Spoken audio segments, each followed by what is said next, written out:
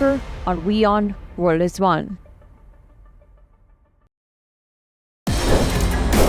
We're giving an AI-generated video where we can analyze your credit history, your credit score. It's all about now content. A lot of it is now digital. A lot of TV content is still being watched. I think it's been a fantastic journey. We have succeeded in some of our original goals, which was to bring credit accessibility to both companies and individuals. Key milestones of traction under your leadership. Getting actually a personal check from Mr. Ratan Tata, we got an opportunity to get listed. One of the biggest things that has changed in Razorpay over the last 5-6 years I've been is to be a single product, single business company to a multi-product, multi-business company.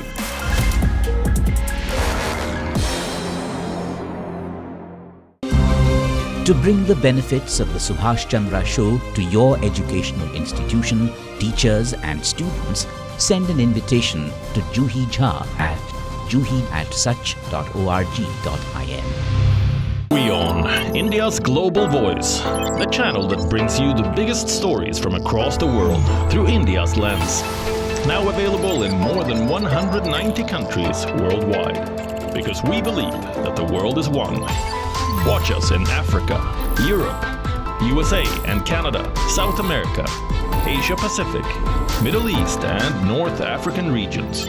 Also available on these digital platforms across the world. WION, World is One.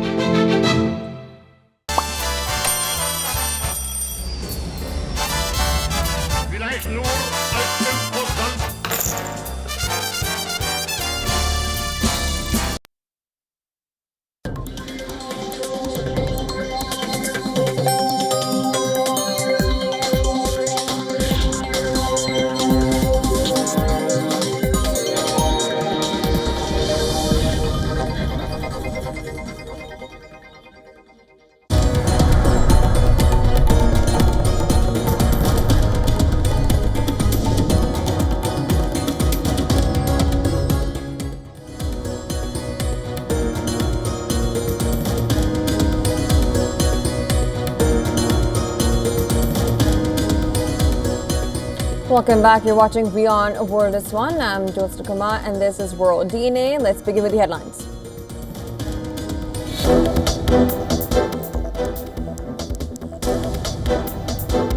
U.S. President Donald Trump to address the nation in a short while from now after U.S. military strikes 3 nuclear facilities inside Iran. Time ago, the U.S. military carried out massive precision strikes on the 3 key nuclear facilities in the Iranian regime, Fordow, Natanz, and Esfahan. Everybody heard those names for years as they built this horribly destructive enterprise. Our objective was the destruction of Iran's nuclear enrichment capacity and a stop to the nuclear threat posed by the world's #1 state sponsor of terror. Tonight, I can report to the world that the strikes were a spectacular military success. Iran's key nuclear enrichment facilities have been completely and totally obliterated. Iran, the bully of the Middle East, must now make peace. If they do not, future attacks will be far greater and a lot easier. For 40 years, Iran has been saying death to America, death to Israel. They have been killing our people, blowing off their arms, blowing off their legs with roadside bombs.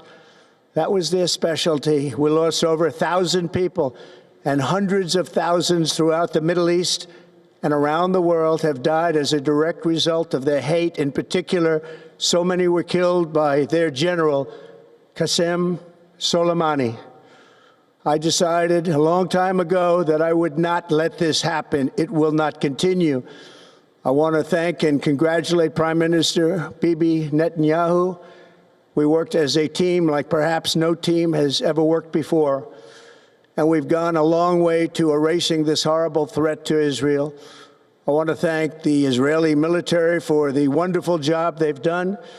And most importantly, I want to congratulate the great American patriots who flew those magnificent machines tonight and all of the United States military on an operation the likes of which the world has not seen in many, many decades.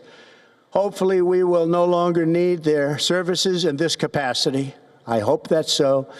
I also want to congratulate the chairman of the Joint Chiefs of Staff, General Dan Raisin-Kane, spectacular general, and all of the brilliant military minds involved in this attack. With all of that being said, this cannot continue. There will be either peace or there will be tragedy for Iran far greater than we have witnessed over the last 8 days. Remember, there are many targets left. Tonight's was the most difficult of them all, by far, and perhaps the most lethal. But if peace does not come quickly, we will go after those other targets with precision, speed, and skill. Most of them can be taken out in a matter of minutes. There's no military in the world that could have done what we did tonight, not even close. There has never been a military that could do what took place just a little while ago. Tomorrow, General Kane, Secretary of Defense, Pete Hegseth will have a press conference at 8 a.m. at the Pentagon. And I want to just thank everybody, and in particular, God. I want to just say, we love you, God, and we love our great military. Protect them. God bless the Middle East. God bless Israel, and God bless America. Thank you very much. Thank you. All right, that was U.S. President addressing right after the U.S. military strikes. He said that the strikes were successful. Now, Trump had been weighing military action for days. Now he is addressing U.S. has successfully hit these 3 nuclear sites, saying that these sites has been obliterated. He called Iran a bully of West Asia and said that for 40 years, Iran has been saying death to Iran, death to U.S. And has also mentioned that he worked with as a team with Israeli Prime Minister Netanyahu like no other team before. He has thanked the military for these strikes. He called Iran an horribly destructive enterprise. These nuclear sites that has been obliterated. He said the strikes were spectacular. And he also mentioned that there will be peace or tragedy far greater than seen in the last 8 days. He said that there are more targets left, and if peace does not prevail, there will be tragedy far greater than seen in the last 8 days for Iran. He said, we hope we don't need these strikes at this level, but if it does not get it on, if peace does not prevail, there will be tragedy far greater than seen in the last 8 days. More targets are left. He also mentioned that the Pentagon will have a press conference at 8 a.m. on the next day. He said the strikes were spectacular. According to Trump, now these nuclear sites were obliterated. He called Iran the bully of West Asia. He said for 40 years, Iran has been saying death to Iran, death to Israel, death to Israel and death to U.S. He said that he has worked as a team with Prime Minister Netanyahu like no other team before. He has thanked the U.S. military for carrying out these strikes and said, hoping we do not need these level of strikes again. Of course, to discuss more, we have our correspondent Susan joining us. Susan, we have it from the president saying that these strikes were spectacular and these horribly destructive enterprises were obliterated. Your reactions to this? A very powerful statement from President Trump addressing the nation, and he talked about, first of all, it was very important that he talked about these attacks, but he also mentioned that at this point, if Iran doesn't choose peace, whatever that means, then there will be more strikes. I think that's something that we have to take into consideration. And he talked about when he took out General Soleimani, Iran's main general, during his first term, it was because Iran was constantly attacking U.S. forces with roadside bombs. And he went in very detail about how, you know, their arms and legs and the soldiers' body parts were sort of, being injured. And this is very important because he's talking to an American nation that really respects its military. And if the United States wants to continue its presence in this war.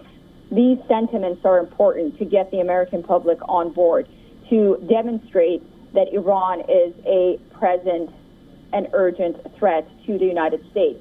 Nonetheless, he said that 3 nuclear sites were completely obliterated. Iran is the bully of the Middle East and should make peace.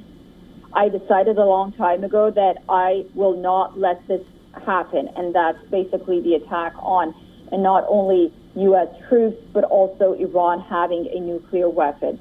There is no military that could have done this. He also said that Pete Hegseth tomorrow, we are hearing that he will have a press conference as well. This is not according to the president, this is according to the Pentagon and the White House. He thanks Prime Minister Netanyahu. He also, it was very interesting at the end, where we haven't really heard this from other presidents, contemporary presidents. He wrapped up by saying, "Thank you, God. God bless the Middle East. God bless Israel, and then God bless America." He was flanked by, of course, Vice President J.D. Vance, Secretary of State Marco Rubio, and Defense Secretary Pete Hegseth.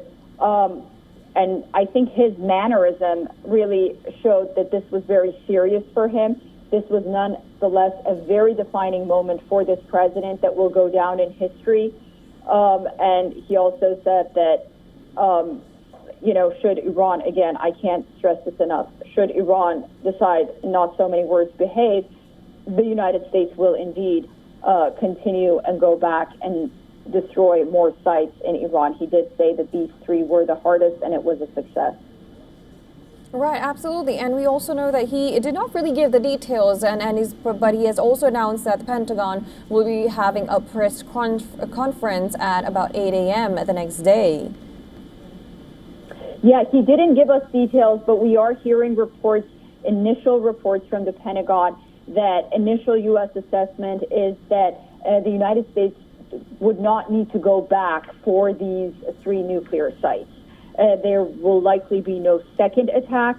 Regarding Fordo, which everyone was concerned about because it was underground, it's understood that there were 2 vents to Fordo.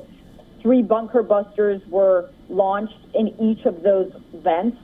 And military officials say that despite the fact that all eyes were on Fordo, those Tomahawk attacks on Isfahan were the hardest targets, and the hardest of 3 were Isfahan. Now remember, Isfahan is that location where, according to intelligence, Iran could convert its peaceful nuclear activity into a military nuclear activity.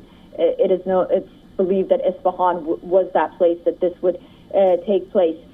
President Trump has told his inner circle and those at the Pentagon that Part 2 of the mission is already in place, and Part 2 of that mission is to protect all U.S. assets and interests in the region.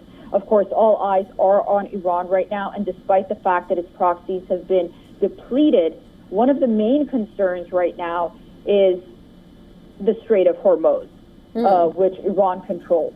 Right. And I think all eyes are going to be on the Strait of Hormuz. Of course, U.S. interests in the region, in the Middle East as well. Here in the United States, the FBI, the NYPD, and other law enforcement are on high alert for possible sleeper cells. But regionally, the Strait of Hormuz might be the place where Iran can cause the most damage. Of course, Iran continues to have those missiles in its possession that could reach Israel. Israel, of course, is going to be on high alert. We are hearing reports that Prime Minister Netanyahu is expected to address his nation as well. So we'll hear from him.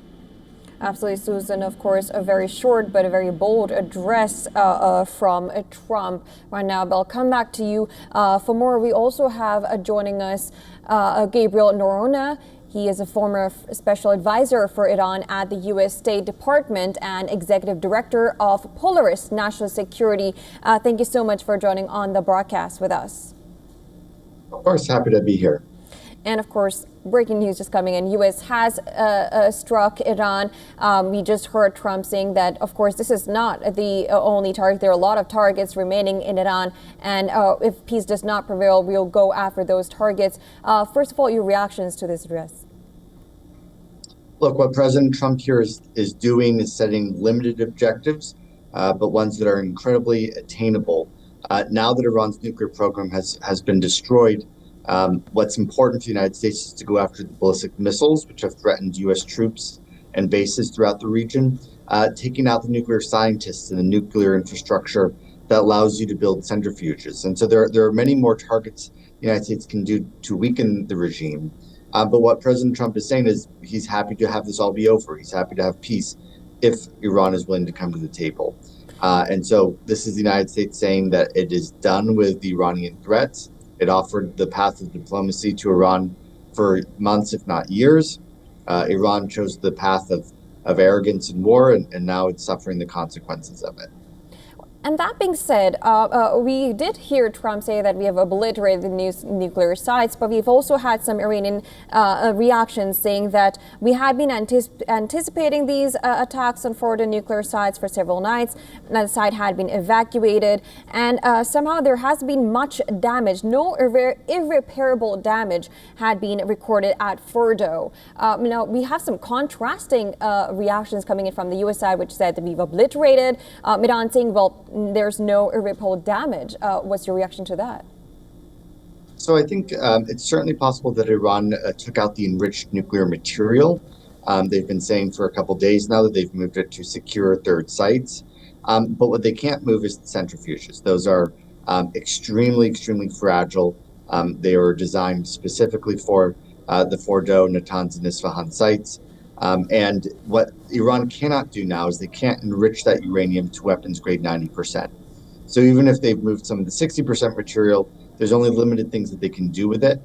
And I trust that the U.S. and Israeli intelligence won't find it difficult to track down and destroy that remaining material if they want to.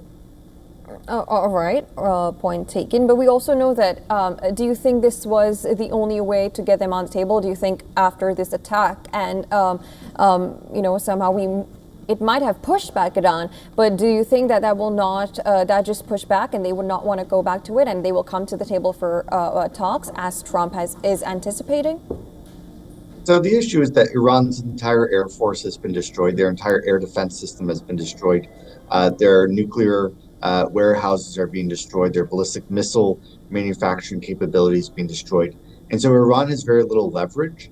And what Israel has done has barely cost them anything. And so if Iran chooses to resurrect their nuclear program, they want to rebuild everything.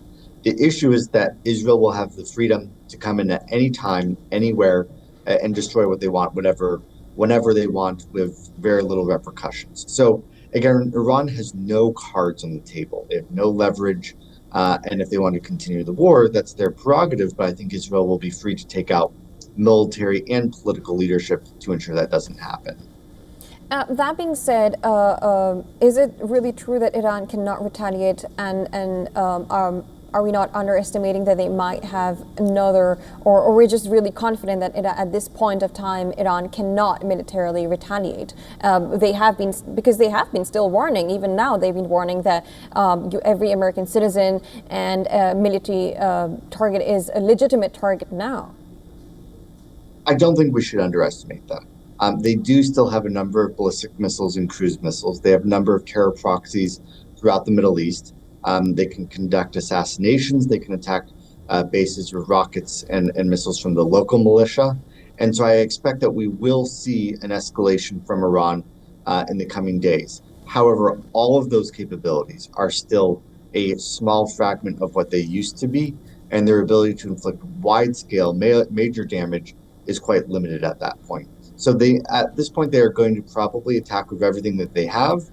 I just don't anticipate that we'll see mass casualties on the Israeli or American side at this point. But I do expect to see some attacks on U.S. bases, particularly in Iraq, but perhaps as well other places in the Arabian Gulf. All right, Susan, I want to come to you now. Right after these, now we've got a statement from President Donald Trump. We've been seeing Democrats reacting, we've been seeing Republicans reacting. What kind of reaction are you gathering right after President Trump's address now? I think the first reaction we got was from Republican Thomas Massie, which, not surprisingly, he said President Trump's attack was unconstitutional. But for the most part, Republicans will be on the same page with the president.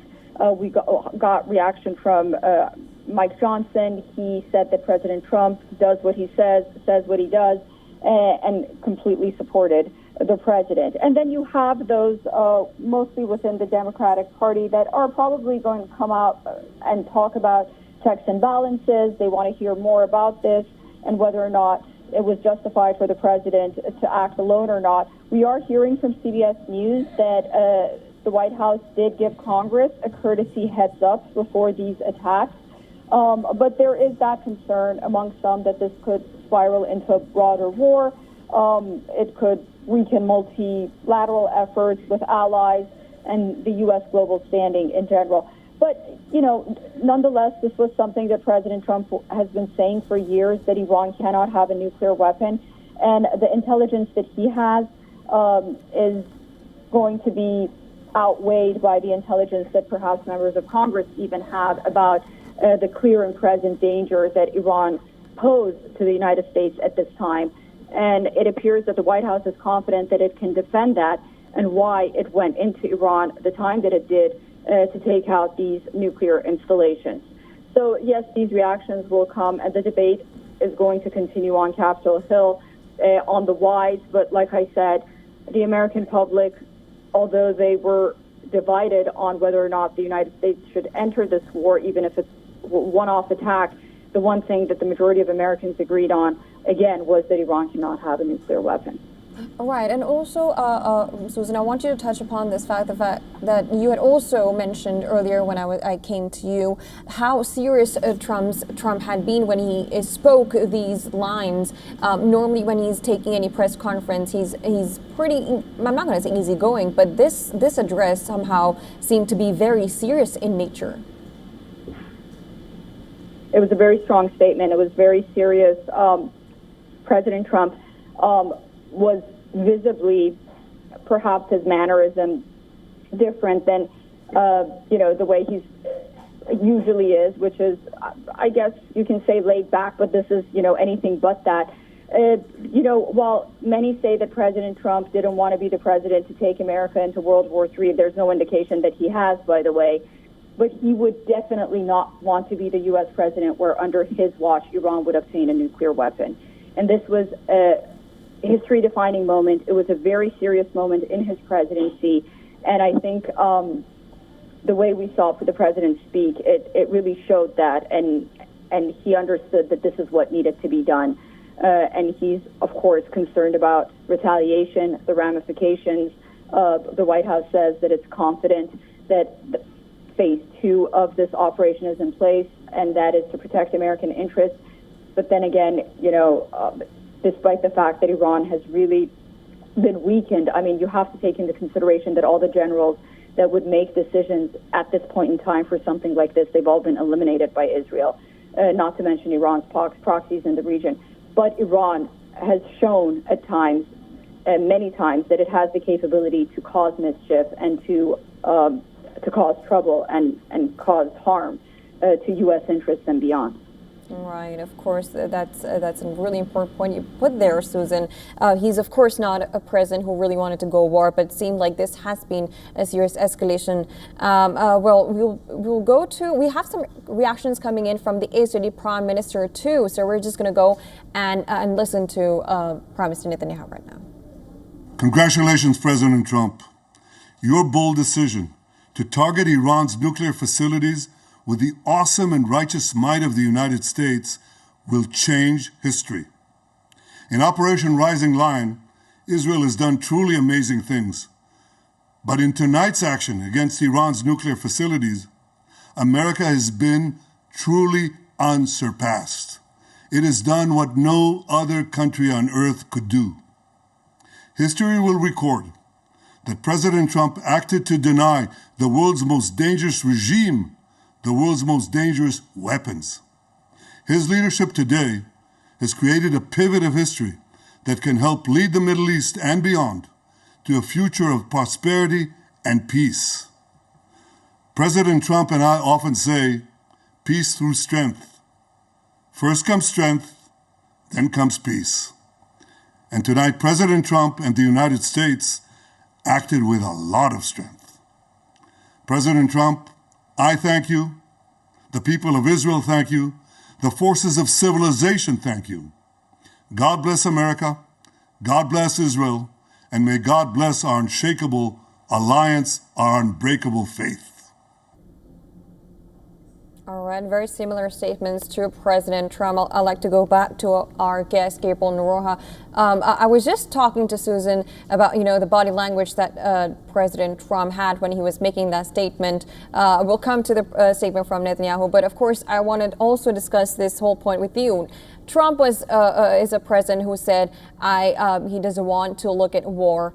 And he's always been trying to solve the wars rather and say that I'm going to be able to solve these wars. And this sudden escalation, and we see from the body language of Trump, as said by our correspondent Susan, that he seemed that this somehow was the step had to be taken. If you look at President Trump, the other thing he said is for the last 10 years, he said that he would never allow Iran to get a nuclear program or a nuclear weapon, sorry. And if you combine that, I think that is the statement which always has taken precedence, that he's always been willing and able to take strong action. And he doesn't believe that this has to result in a war. He believes that he has the upper hand. He believes that he can intimidate and attack and thwart any Iranian response, and that he's not going to send ground troops in. He's not going to get into a prolonged air campaign here. And he believes that he can wrap this up fairly shortly because Iran won't have another alternative except to surrender or back down. All right. With that being said, we're also looking forward to what kind of reactions we can actually see from Iran, and can they actually come back to the table? Do you think this action would? Because we know that Trump, he has clearly said that if does not bring peace, they'll go for other targets. Can Iran and rather West Asia risk this kind of escalation? I've just seen a statement from the Iranian Atomic Energy Organization. It's fairly perfunctory. They condemn the attack, but they don't really offer anything that is substantively in response. And that's because the Iranian government can't do all that much in response. As we were just talking about, they have a number of kinetic options that they can take. They have a number of missiles that they'll send. But in terms of their nuclear program, they've been outmatched. And it's going to take them quite a while before they'd be able to reconstitute anything. In terms of the diplomatic side, I don't think the Supreme Leader Khamenei is going to make any agreement. He has spent his entire career fighting the West, fighting the United States. For him, any negotiation at this point would be tantamount to both tactical surrender, but also ideological, maybe even blasphemy, because it would be abandoning the entire ideological project that he and his predecessor, the first Ayatollah Khamenei, erected when they set up the Islamic Republic of Iran. And so I think the issue is how the Iranian elite and how the other rank and file within the regime are going to respond. If they sense that they have a leader who's taking them down a path that will only lead to their destruction, I think you will start to see splits in the regime. You'll see discontent emerge publicly, and you'll start seeing the Iranian people themselves perhaps take to the streets. The last thing they want is a repeat of the 1980s war with Iraq, where the Iranian cities were bombarded for years and years. All Iranians, I think, want to avoid that situation. And so you're going to see ground-up opposition to this, and a strong desire to negotiate and reach a settlement with Israel. All right. Well, of course, we'll have to wait and see how Iran reacts to see if this is a greater escalation or not. But thank you so much, Mr. Gabriel Noroha, for joining on the broadcast and giving your insights. Thank you. And also join our correspondent, Susan Tirani, for joining us and giving us the latest on that. Well, we'll be calling a wrap to the bulletin right now, but we'll be right back with more news and updates on this escalation in the Iran and Israel war. Do stay tuned. You're watching Beyond World is One.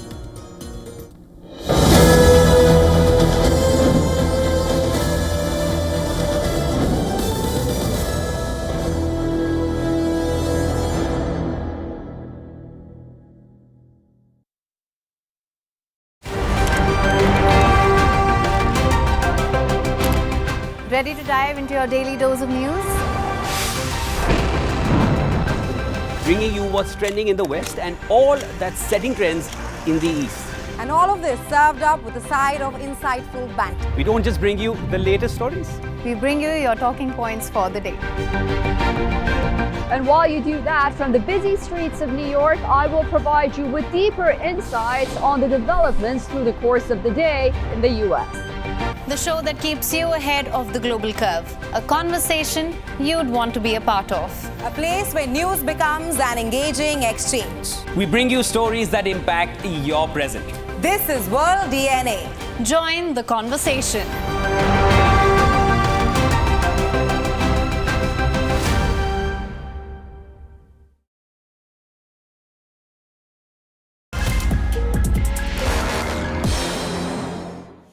So I loved watching the WION's Business Master series, and it's great to actually hear from some of the figures that you've actually seen from a distance, and to hear from them about their professional as well as personal, things that you don't hear otherwise. So I think it's a great series that actually, brings in more depth and gets more information out of all these business leaders.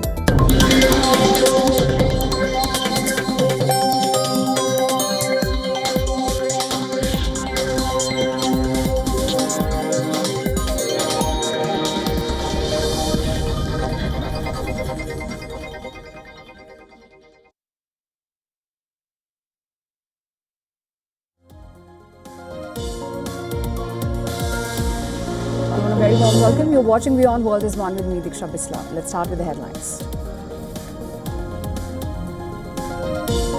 Iran's key nuclear enrichment facilities have been completely and totally obliterated. Donald Trump says Iran's key nuclear facilities have been obliterated in U.S. strikes. Says the objective was the destruction of Iran's nuclear enrichment facility.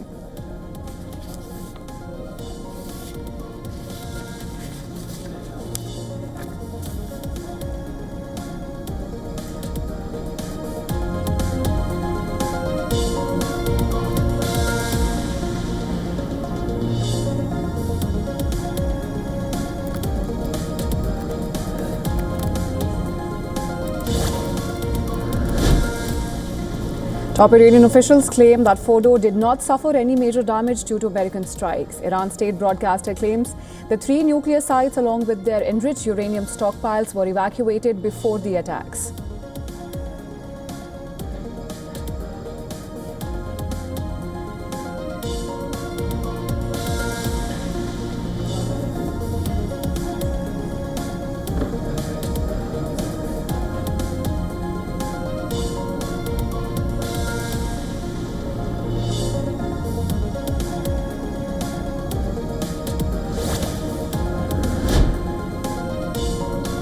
Not continue. There will be either peace or there will be tragedy for Iran far greater than we have witnessed over the last 8 days.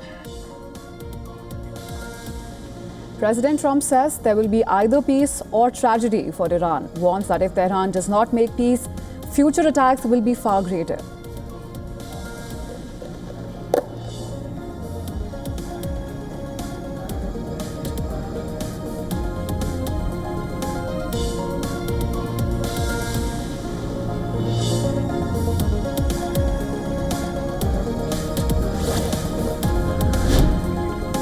In first reaction after US strikes on Iran, Israeli Prime Minister Benjamin Netanyahu says that US and President Trump acted with strength today.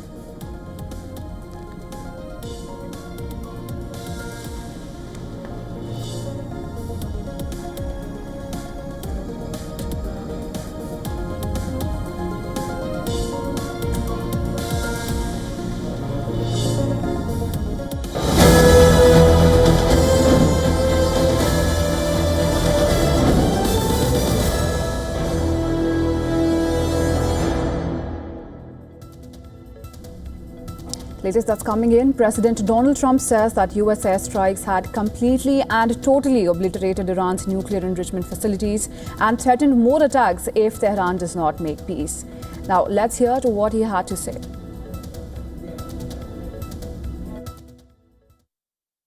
A short time ago, the U.S. military carried out massive precision strikes on the 3 key nuclear facilities in the Iranian regime: Fordow, Natanz, and Esfahan. Everybody heard those names for years as they built this horribly destructive enterprise. Our objective was the destruction of Iran's nuclear enrichment capacity and a stop to the nuclear threat posed by the world's #1 state sponsor of terror. Tonight, I can report to the world that the strikes were a spectacular military success. Iran's key nuclear enrichment facilities have been completely and totally obliterated. Iran, the bully of the Middle East, must now make peace. If they do not, future attacks will be far greater and a lot easier. For 40 years, Iran has been saying death to America, death to Israel. They have been killing our people, blowing off their arms, blowing off their legs with roadside bombs. That was their specialty. We lost over 1,000 people, and hundreds of thousands throughout the Middle East and around the world have died as a direct result of their hate. In particular, so many were killed by their general, Qasem Soleimani. I decided a long time ago that I would not let this happen. It will not continue. I want to thank and congratulate Prime Minister Bibi Netanyahu. We worked as a team like perhaps no team has ever worked before. And we've gone a long way to erasing this horrible threat to Israel. I want to thank the Israeli military for the wonderful job they've done. And most importantly, I want to congratulate the great American patriots who flew those magnificent machines tonight, and all of the United States military on an operation the likes of which the world has not seen in many, many decades. Hopefully, we will no longer need their services in this capacity. I hope that's so. I also want to congratulate the chairman of the Joint Chiefs of Staff, General Dan Raisin-Kane, spectacular general, and all of the brilliant military minds involved in this attack. With all of that being said, this cannot continue. There will be either peace or there will be tragedy for Iran far greater than we have witnessed over the last 8 days. Remember, there are many targets left. Tonight's was the most difficult of them all, by far, and perhaps the most lethal. But if peace does not come quickly, we will go after those other targets with precision, speed, and skill. Most of them can be taken out in a matter of minutes. There's no military in the world that could have done what we did tonight, not even close. There has never been a military that could do what took place just a little while ago. Tomorrow, General Kane, Secretary of Defense, Pete Hegseth will have a press conference at 8 a.m. at the Pentagon. And I want to just thank everybody, and in particular, God. I want to just say, we love you, God, and we love our great military. Protect them. God bless the Middle East. God bless Israel, and God bless America. Thank you very much. Right, and to get us more details, we're being joined by our correspondent Susan Tehrani from New York. Susan, during President Trump's address just a little while ago, he has said that if peace does not come quickly, we will go after those other targets with precision, speed, and skill. And he has also warned that without peace, there will be tragedy for Iran that will far exceed what's just taken place. Now, what can we expect in the hours coming forward? And we also know that there's going to be a military briefing on Sunday where more details will be given out. But for now, how do we make sense of the statements that just come out of President's address just a little while ago? Yeah, President Trump really delivered a very strong message once again to Iran. He again stressed that Fordow, Natanz, and Esfahan, Iran's nuclear capabilities have been eliminated. He called it a spectacular military success. He also talked about, as you mentioned, that if Iran doesn't behave, and not so many words, then there will be more targets. And we're thinking he's possibly talking about Iran's military installations. There are other targets, of course, as well, many other ones that the United States can target. As he mentioned, these were the most difficult, but nonetheless, it also signals that while there was sort of this understanding that the United States would go in there once and get rid of these nuclear sites, then now President Trump is saying there's a possibility that the United States might go in again. That's a pretty big deal, considering the fact that many hoped that this would sort of be a one-and-done thing, just because President Trump was so keen on and insistent on saying that Iran can't have a nuclear weapon. Now that these installations have been eliminated, the United States wouldn't get involved once again. But it appears that's not the case. It depends, at least from the White House perspective, on what Iran will do next. Right, absolutely, Susan. And now from Iran's perspective, nothing exceptional has happened. Iran said that it has been anticipating an attack on the Fordo nuclear site for several nights now, and that the site had been already evacuated some time ago. So now going forward, the question is, how is Iran going to react and respond? Yeah, that's the main question, and we have to realistically try to understand where Iran stands right now. If in an event that something like this happens for Iran, those top generals that would be making decisions right now for the country and the next military move, well, they've all been eliminated. Sure, they've been replaced, but the main ones have all been eliminated by Israel. So you have that decision-making apparatus, which has been significantly weakened. You have Iran's proxies like Hezbollah, Hamas, and others, to a certain extent, those in Iraq, but the Houthis seem to be operating. Many of those have been weakened as well in the region. And then you also really have Iranian skies, which it appears that is in